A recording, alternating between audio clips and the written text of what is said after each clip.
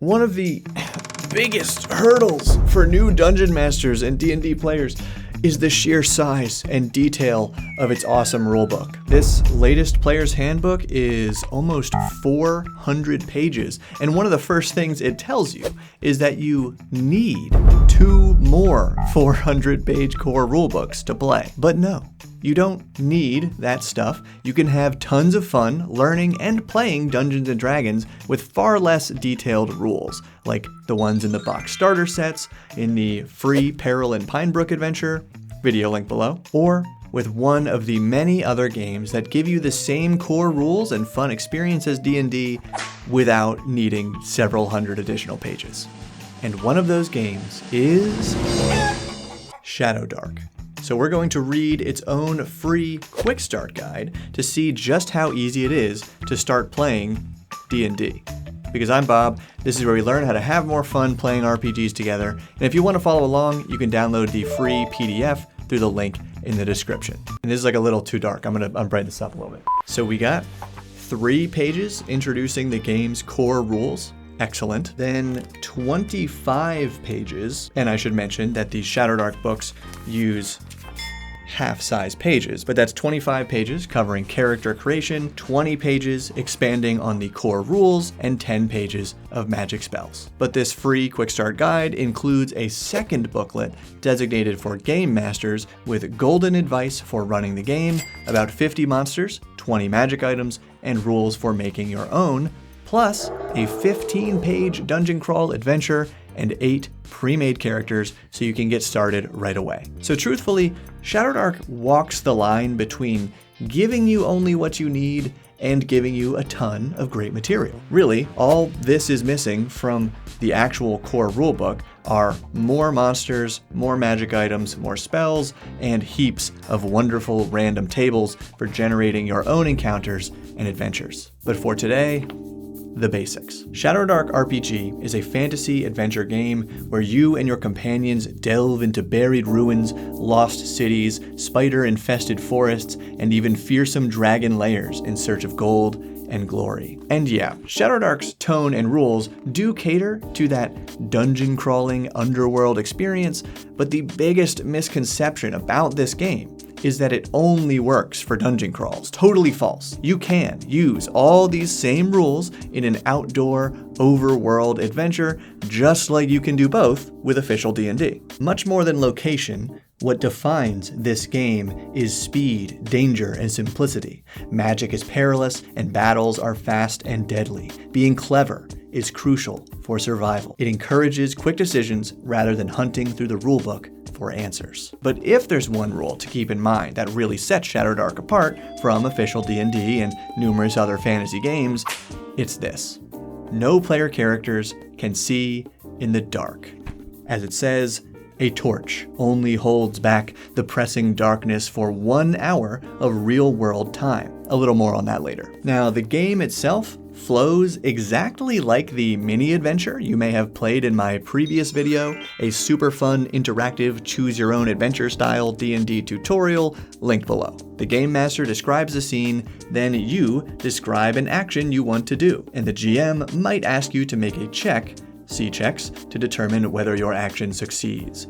For example, the GM might say leaping over a narrow chasm requires a DC 12 strength check. So just like in our tutorial, you would roll a 20-sided die plus your character's strength stat modifier. And to succeed on your action, you want the total result to meet or beat the difficulty class, or DC 12, which is just a target number decided by the GM. And the first page of this booklet includes a handy table for deciding DCs, though funny enough, easy DC 9 is leaping over a narrow chasm, which in our other example, the GM decides is DC 12.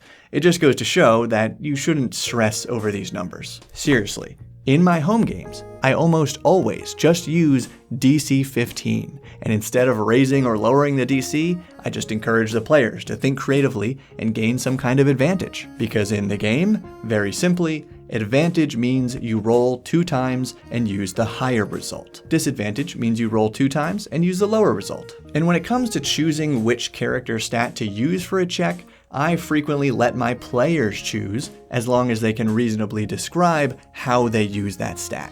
Like a player could ask to use intelligence to leap over the narrow chasm by logically assessing the most structurally sound landing spot to aim for.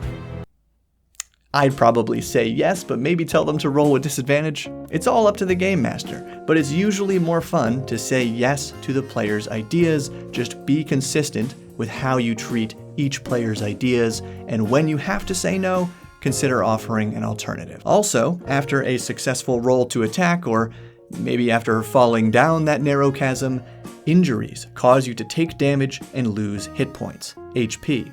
Typical weapons deal 1d6 damage to your HP. You regain lost HP after a night's rest. Monsters and non-player characters typically die at 0 hit points, but player characters at 0 HP die in 1d4 plus Constitution modifier rounds.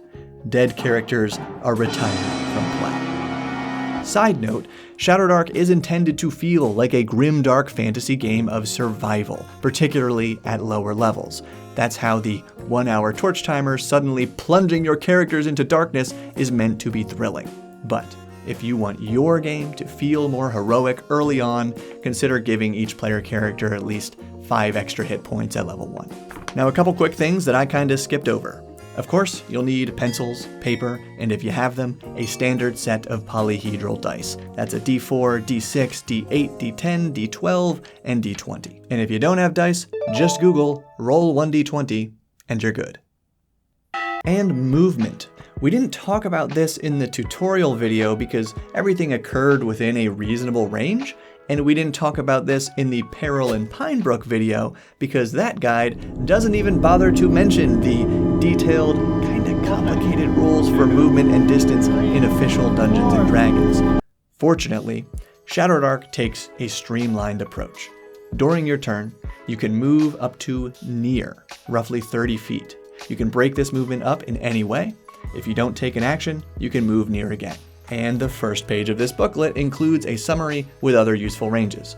Close, 5 feet, near, up to 30 feet, far, within sight. Finally, rounds. Each person takes a turn, starting with the GM and going clockwise. Easy.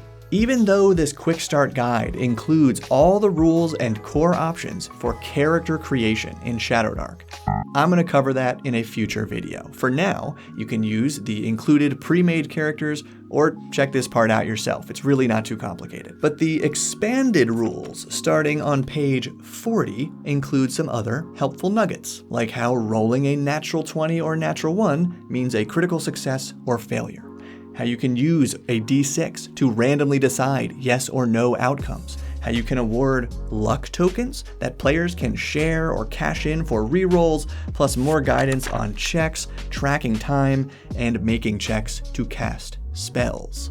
Like I said earlier, that second booklet offers more guidance for game masters. My favorite bits are the emphasis on holding your group's fun over the rules. Literally, it says, if something doesn't work at your table, change it or throw it out and don't look back. Similarly, it enforces the real importance of the GM's role to lead the table in all things. That means you set the bar. The way you speak, the energy you bring to the game, and the speed you set carries over to everyone else around you. That's especially true when you're running the game for new players. You have to be excited for them to be excited. You have to be silly or serious when you want them to be silly or serious. And stating, there will be times when you must guide a shy player, when you must firmly call for focus during an off-topic chatter, and when you must declare in a hushed whisper that all fate hangs on the single roll of a die. Brilliant. Now, 2 important rules from this GM booklet that you may want to keep in mind. 1, awarding XP. As written, Shadowdark characters level up by accumulating treasure, including everything from a pouch of silver coins and trinkets to priceless artifacts and supernatural boons. There are tables in that booklet and the player booklet detailing how that works, but admittedly, I just have characters level up when it feels right. They should spend 1 or 2 sessions at level 1, maybe 5 sessions or more at level 2, and so on, trying to line up that advancement with cool events in the adventure rather than a predetermined threshold for treasure or XP. 2. Random encounters. This rule I love so much that I use a version of it in almost all my games. Essentially, when you want to keep the time pressure up, roll a d6 every 1 to 3 rounds depending on how dangerous the location is. On a result of 1, a random encounter occurs, and there are tables for determining how far the thing is, what it's doing, how it reacts, if it has treasure, but for determining what this random encounter is, you refer to the included table for ruins, or the one in the included adventure, Lost Citadel of the Scarlet Minotaur. Now, to my own surprise, this video has gone longer than intended, so please give it a thumbs up if you found it helpful, and let me know in the comments what about Shadowdark you'd like to discuss next. Perhaps character creation, or a walkthrough of this Minotaur adventure. But check out this video on your screen for a walkthrough of the free Peril in Pinebrook adventure, which you can totally run with Shadowdark, and consider joining the wonderful Bob World Builder patrons who make all these videos possible. Keep building.